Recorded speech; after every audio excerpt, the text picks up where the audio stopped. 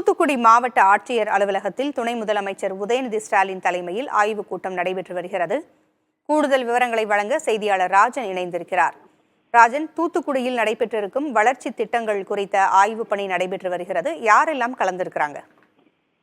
வணக்கம் பூங்குழலி. அதாவது தூத்துக்குடியில் நடைபெற உள்ள மாவட்ட ஆட்சித்தலைவர் அலுவலகத்தில் நடைபெற உள்ள ஆய்வுக் கூட்டத்திலையும் மற்றும் நிகழ்ச்சியிலையும் கலந்து கொள்வதற்காக துணை முதல்வர் உதயநிதி ஸ்டாலின் நேற்று சென்னையிலிருந்து மதுரை விமான நிலையத்துக்கு வந்தடைந்தார். அங்கிருந்து கார் மூலியமாக தூத்துக்குடி வந்தடைந்தார்.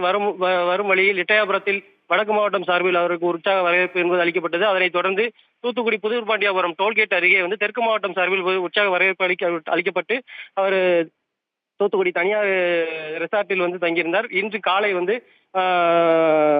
கட்சியின் திமுக குழுவினரிடம் ஆய்வு கலந்துரையாடல் என்பது நடைபெற்ற பிறகு தூத்துக்குடி மாவட்ட ஆட்சித்தலைவர் அலுவலகத்தில் ஆய்வுக் கூட்டம் என்பது தற்பொழுது நடைபெற்றிருக்கிறது. இந்த ஆய்வுக் கூட்டத்தில் தூத்துக்குடி சமூக நலத்துறை அமைச்சர் கீதா ஜீவன் மற்றும் கால்நடை பராமரிப்புத்துறை அமைச்சர் அனிதா ராதாகிருஷ்ணன், மாவட்ட ஆட்சித்தலைவர், காவல் கண்காணிப்பாளர், பல துறைகளிலிருந்து வந்திருக்கக்கூடிய அதிகாரிகளிடம் தற்பொழுது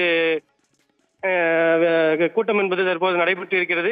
மேலும் இந்த வரக்கூடிய பருவமழை முன்னிட்டு எந்த மாதிரியான நடவடிக்கைகள் எடுக்கப்பட்டு இருக்கிறது என்பது குறித்தும் இந்த ஆய்வுக் கூட்டத்தில் பேசப்படுகிறது என்பது அதிகாரிகள் தற்போது தெரிவித்திருக்காங்க.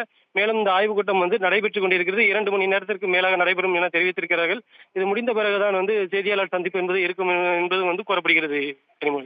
தகவல்களை வழங்கியமைக்கு நன்றி ராஜன்.